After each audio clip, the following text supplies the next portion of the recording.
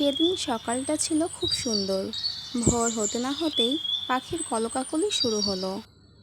এমন সময় একটি কাক খাবারের খোঁজে বের হলো। কাকটির ভাগ্য ছিল খুবই খারাপ। সে কোথাও কোনো খাবার খুঁজে পেল না। মনের দুঃখে সে উঠতে উঠতে একটি গাছের ডালে বসলো। এমন সময় হঠাৎ করে চোখ মাটিতে পড়তেই কাকটি একটি মাংসের টুকরো দেখতে পেল।